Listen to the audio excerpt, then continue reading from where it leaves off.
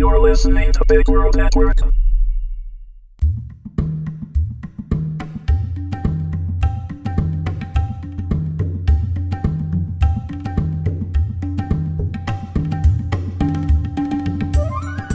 Phineas Frakture and the Terror of Dr. Malondi.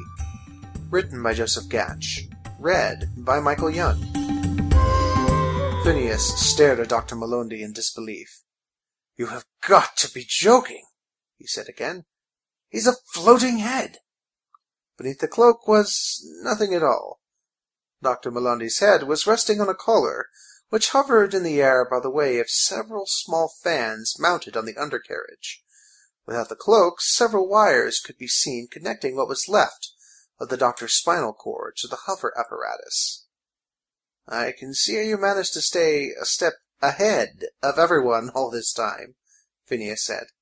"Silence! I will not be mocked by the likes of you," yelled Malondi. "I am your future leader, your sovereign." "Head of state?"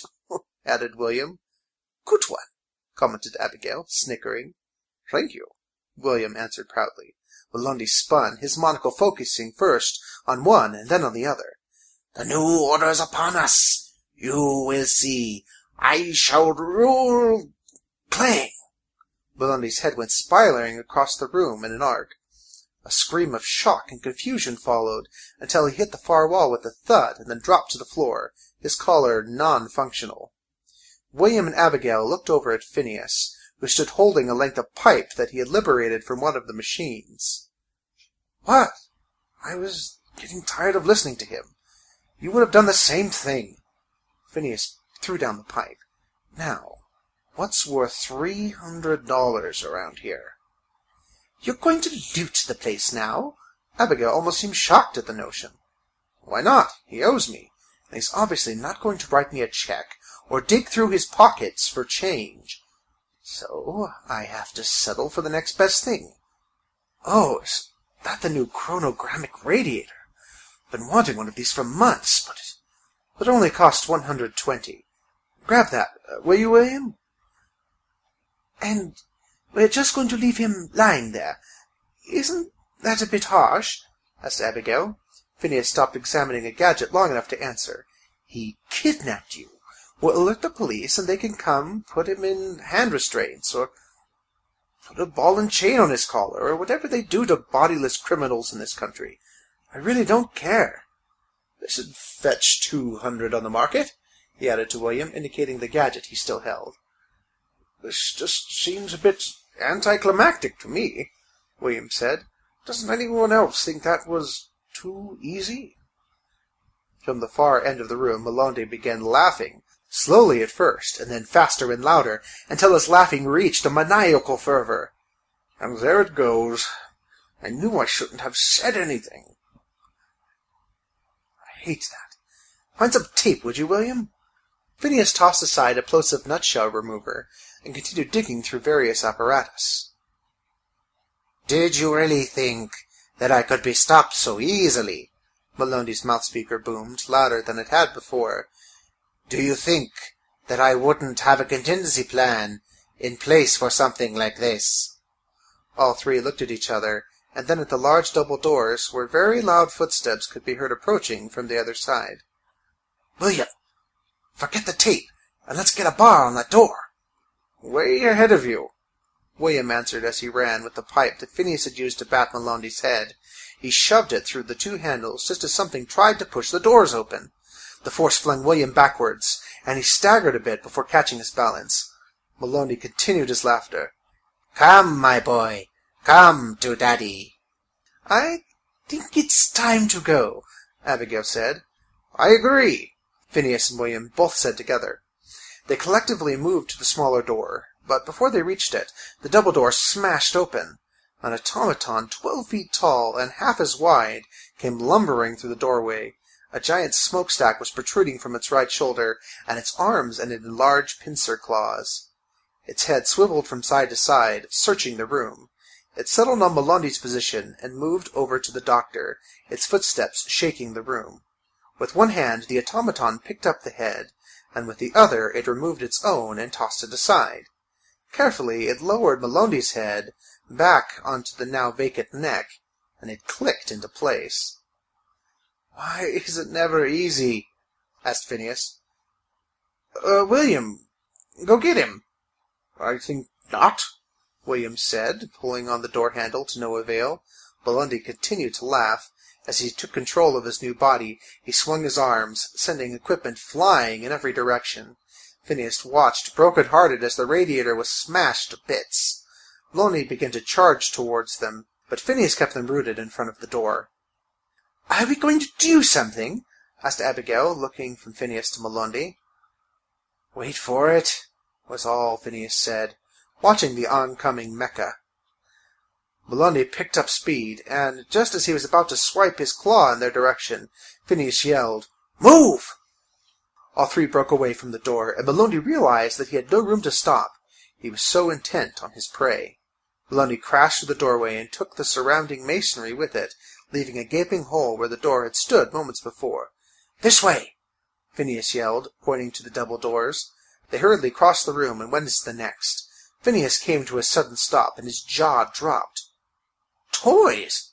he said, gazing at the sight before him. Inside, the room was a collection of vintage British and European vehicles, ranging from an 1852 Romprocket to a 77 Cobblegroover.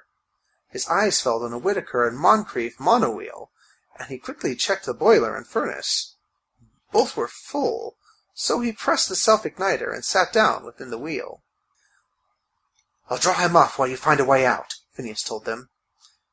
"You just want to play on that thing," Abigail scorned. "That too." He hit the throttle and was sent into a loop within the stationary wheel. "Whoops, forgot the parking brake." They heard Melondi's footsteps coming back, and Phineas hit the throttle again. The wheel spun, sending smoke everywhere as it fought for traction on the stone floor, and then finally took off as Melondi entered the room. "That's my monowheel," Melondi shouted. He completely disregarded Abigail and William and took off in pursuit of the hijacked transport. "What do you care? You can't ride it anyway!" Phineas yelled back. "Does this just seem all too surreal to you?" Abigail asked, watching the chase commence. "Not really." William heard the monowheel coming back through the room they had been held in, and, within moments, Phineas rolled by, turning the corner sharply and yelling something. "Did he just yell, Yahoo?" "Okay, this is getting a bit surreal." Lundy charged past, waving his arms. "He has been under a lot of pressure lately, and this thing with getting his money back has exceeded even his stinginess." "He's been slowly cracking since the Dollar Night affair," replied Abigail. "It's like he's become obsessed with something, but I haven't a clue what." There was a screeching sound from down the hallway, and they both looked that way. "Now what?" Shortly thereafter, Phineas returned, coming in the opposite direction. After he passed, Abigail looked around and settled on the stanchions and ropes surrounding the myriad of vehicles. "I'm getting tired of these games. Wear that long robe and let's finish this." William unhooked the rope and followed Abigail to the doorway leading to the hall. She tied one end to the door handle and had William do the same with the other end on the opposite door. They closed the doors just enough to let the rope lie on the floor, and stood on either side of the door, waiting. It wasn't long until Maloney's pounding footfalls approached. The huge pincers pushed open the doors, stretching the rope, which then caught his legs. The door slammed back into Melondi as he became entangled, knocking him off balance, and then he plummeted face first onto the floor. Abigail grabbed a stanchion and jammed it between the hydraulics of Melondi's legs, effectively shutting them down. Phineas eventually pulled up in the wheel and turned off the engine. "What happened here?" "We did your job while you were joyriding," Abigail retorted. "So, what do we do with him now?" Phineas looked around the room and spied several mannequins that were posed next to the collection of vehicles. He walked over to them and removed the head from one of the female mannequins. Tossing it in his hand, he knelt down and unlatched Melondi from his chassis. "Let's make you look pretty for the officers and reporters." Melondi sighed as he realized his fate. "That was cruel, even for you," Abigail commented. They were already a half-mile away from Melondi's stronghold, which turned out to be an old castle outside of London's North End. It was a lesson learned from him. It will be a lesson learned for him, Phineas said. The authorities will pick him up, the press will plaster humiliating pictures of him all over the city, and no one will be afraid of him any more. I still don't see why he wanted to take over the world just because his body was blown to smithereens. The guy's obviously psychotic to want that in the first place. I mean, look at it. This world is a mess, and people are fighting over who can make it worse. But the thing that I can't believe is how, in all that stuff he has in that castle, there is nothing of value. What about all those vehicles? William asked. They were all junk. They might have looked nice, but they all ran like garbage. It would have cost me more to restore them than they are worth. And why did the place look like it had been ransacked earlier? Because I already picked up my reward, mate, said a voice from the other side of the road. Griffin, where have you been? Phineas scooped up some dirt and tossed it into the air. Hey, watch it. You might give the lady a thrill if you get me all dirty. And to answer your question, I've been cleaning out old Doc's domicile where I was fulfilling my end of the bargain. The canvas bag lifted off the ground and dropped with a clatter of silverware and coins. So, do you want me to hit the switch or not? Hit the switch? Asked Phineas, puzzled. There was a click and a beep from a radio transmitter that was floating in the air, followed by a flash of light from Maloney's castle. That was a question, not a command. Oh, sorry, mate. My bad. William looked at the crater where the castle had previously stood. They were right. It does go. Poof. I told you, said Phineas.